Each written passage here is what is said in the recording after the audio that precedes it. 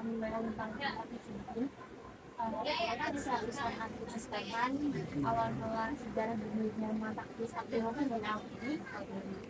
Waalaikumsalam warahmatullahi wabarakatuh. Terima kasih atas kunjungannya dan bidang sport. Dari sama kapan Salah satu lokasi ini apa namanya datanya yang dadat. Jadi ini luar biasa.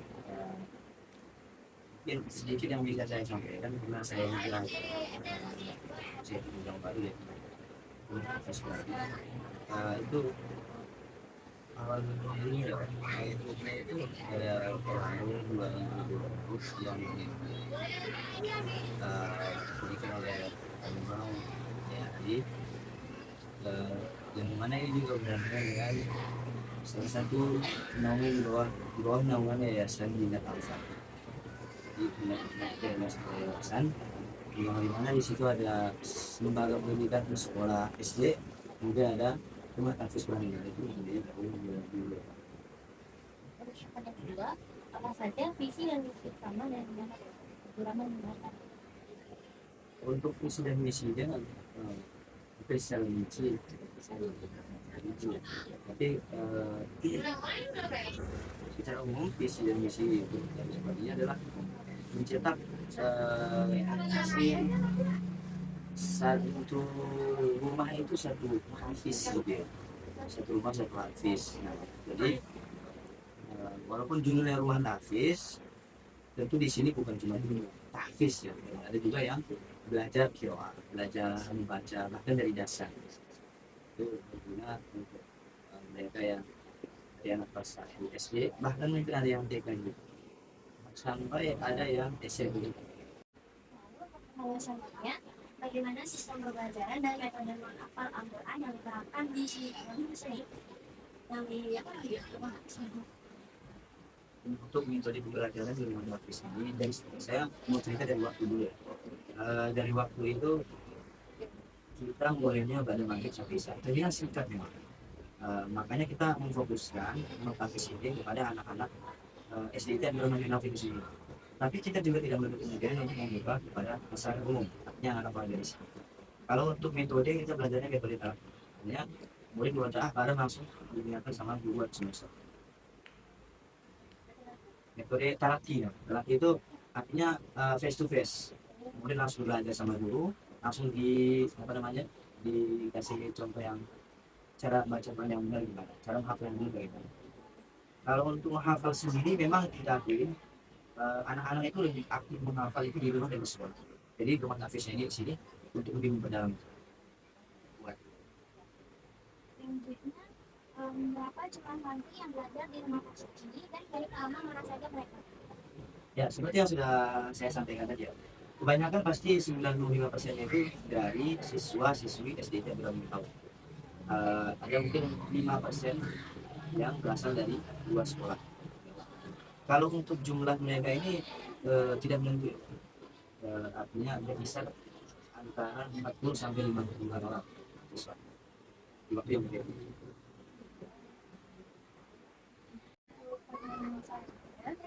Apa saja kegiatan harian santri selain menghafal Al-Quran? Kegiatan santri sedang menghafalkan mungkin perlu dijelasin dulu ya. Kalau rumah tahfiz bulan ini, rumah tahfiz bulan ini sistemnya itu santrinya belum pergi ke rumah. Jadi mungkin kegiatan yang ada di sini itu jalan yang digabungkan itu cuma datang belajar bareng, terus menghafalkan beberapa ayat, kemudian sholat. Setelah itu ada sholat isya berjamaah sambil ustad, itu untuk yang perempuan atau yang mahasiswa. Yang mahasiswa atau yang siswanya nanti bakal sholat jamaah bersama warga di masjid. Itu kan itu kegiatan itu. Bagaimana cara pihak rumah tahfiz menjaga semangat dan kedisiplinan para santri dalam mengajar?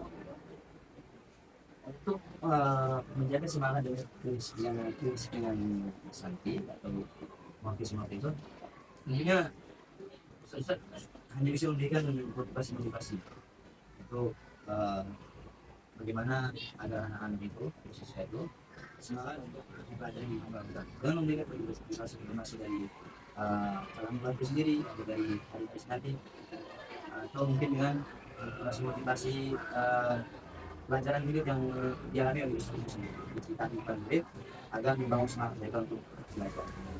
Baik, selanjutnya, apa tantangan terbesar dalam mengelola dengan artis aplikasi retail dan bagaimana cara mengatasinya? Tentang terbesar itu kalau dari minimal sendiri ya, mungkin eh, kesibukan jadi kerjanya khusus saya juga ya. Seperti mungkin di waktu malam hari karena TK adalah nominal ini ada waktu pagi dan waktu malam. Jadi tantangannya mungkin dari waktu khusus sendiri. Kemudian kalau tantangan yang lain mungkin itu adalah naik turunnya semangat santri. Jadi sehingga kadang-kadang ada mereka yang bisa hadir di waktu malam, tapi yang pagi dia nggak ada. Terus sebaliknya, itu sih tantangan. Kalau untuk cara mengatasinya fleksibel ya, karena ini berkaitan dengan waktu juga ya.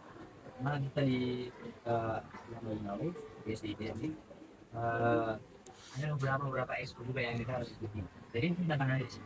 Saya rekomendasinya sejauh ini mungkin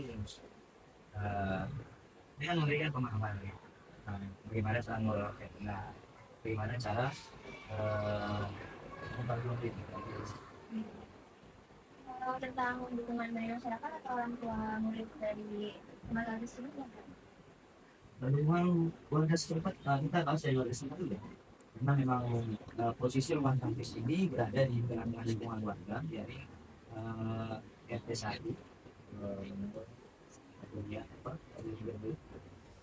jadi warga-warga di sini juga nggak sama muslim, jadi ada yang muslim. Tapi sejauh ini kami merasa bahwa dukungan warga di sini belum, artinya tidak pernah ada komplain masyarakat misalnya ada suara ngaji yang di sini ada yang mereka itu sejauh ini nggak ada. Jadi kita bisa menyimpulkan kalau keluarga itu support kita. Mungkin beban liburnya juga pastinya sudah selesai.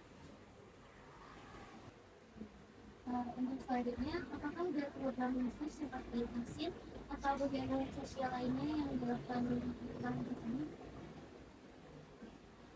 Uh, untuk program lain selain daripada sebenarnya ada vaksin tadi ada dasar ada vaksin lagi dengan menteri dari info yang buka sampai ke yang bukannya.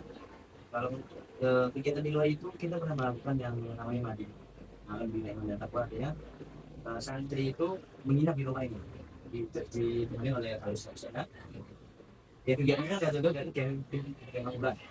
Jadi mereka kalau lebih 2 sampai 3 hari itu belajar Al-Quran dari mulai membaca doa menghafal asing dan sebagainya.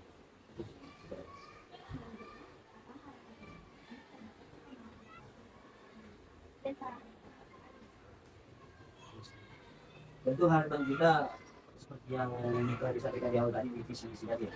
Harapan kita semoga kelak dari santri-santri ini terlahir hafiz-hafiz Al-Quran terus umat di masa depan dan di mana mereka mempunyai akhlak yang mulia dan cinta Al-Quran dan juga satu rumah satu hafiz atau hafiz. Terima kasih banyak kepada kami yang telah menjawab pertanyaan kami. Semoga apa yang disampaikan tadi memberikan manfaat dan juga motivasi kepada kami semua dan bisa memberikan semangat untuk belajar Al-Quran lebih banyak lagi kepada murid MTS Negeri Kabupaten Bekasi maupun yang lainnya.